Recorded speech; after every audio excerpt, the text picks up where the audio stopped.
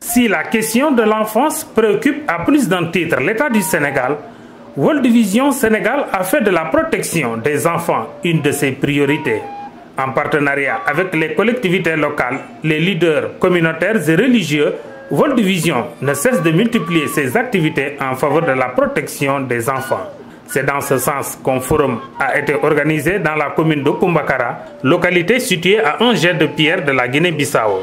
Le thème du forum a porté sur la protection de l'enfance, rôle et responsabilité des acteurs. Une manière pour World Vision d'inciter les populations de cette localité à mieux s'impliquer dans la protection de leur progéniture.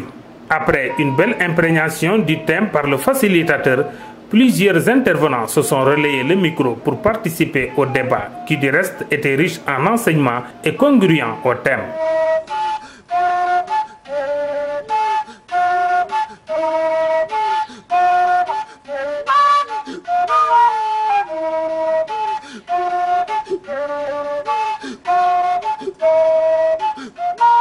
Les enfants qui ont constitué la principale cible de la rencontre ont brillé de par leur présence dans les prises de parole. Le forum de Kumbakara, qui s'inscrit en droite ligne avec les objectifs du gouvernement du Sénégal en matière de protection des enfants, a enregistré la présence du sous-préfet de l'arrondissement de Mampatim, qui d'ailleurs a présidé la dite rencontre. Et comme vous le savez, dans le cadre de la stratégie nationale de protection de l'enfant, c'est le document en fait dans lequel est consigné à peu près ce qu'on appelle après la stratégie, n'est-ce pas, nationale de protection de l'enfant, n'est-ce pas, où l'État a défini et a déroulé un peu, a montré comment est-ce qu'au Sénégal on pouvait pratiquement protéger un peu l'enfant. Donc dans cela, donc, au niveau du département, généralement dans le département il y a ce qu'on appelle les CDPE, ce qu'on appelle les comités départementaux de protection de l'enfant. Au niveau arrondissement, nous avons ce qu'on appelle les CLPE, les comités locaux de protection de l'enfant. Au niveau commune, nous avons ce qu'on appelle les CCPE, les comités communaux de protection de l'enfant. Et au niveau village, ce qu'on appelle les CVAV, les comités villageois d'alerte et de veille.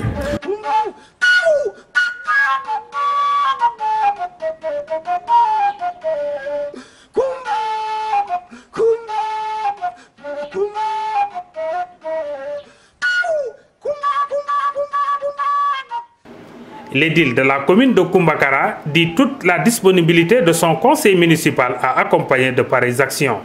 On a travaillé sur la maltraitance des enfants.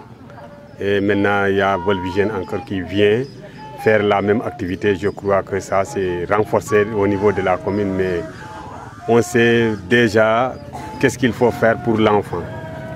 Donc toute la population de la commune de Kumbakara est vraiment sensibilisée pour pouvoir protéger l'enfant, que l'enfant puisse aller à l'école et suivre ses études normalement.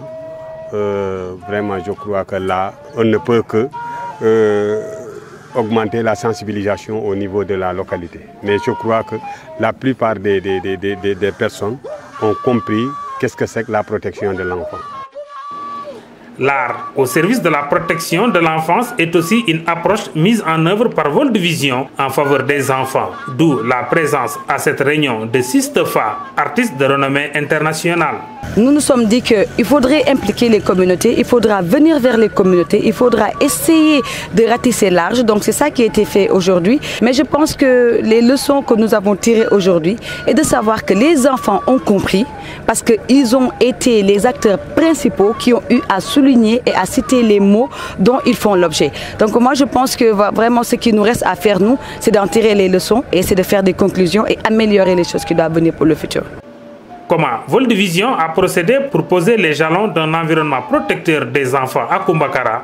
Ce qu'on a essayé de faire tout simplement, c'est d'amener les communautés, mais principalement les enfants, à nous dire d'abord quelles sont leurs aspirations, quels sont leurs rêves, qu'est-ce qu'ils veulent devenir. Et c'est partant de ces rêves de ces enfants-là, nous avons essayé ensemble avec les enfants et la communauté d'identifier les barrières qui peuvent entraver l'achèvement, la réalisation de ce rêve.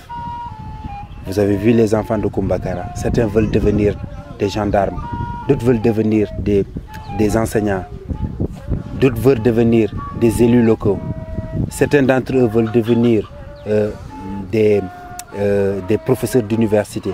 Donc beaucoup de rêves qui peuvent se réaliser, mais qui sont entravés par des phénomènes qu'ils ont cités, des difficultés au niveau de l'éducation, principalement en termes d'accès, par insuffisance des pièces d'état civil, par insuffisance de qualité d'éducation, par des difficultés qui sont rencontrées dans le cadre scolaire en termes de grossesse non désirée et de grossesse précoce, en termes d'abus sexuels, mais également de difficultés en termes de mariage précoce.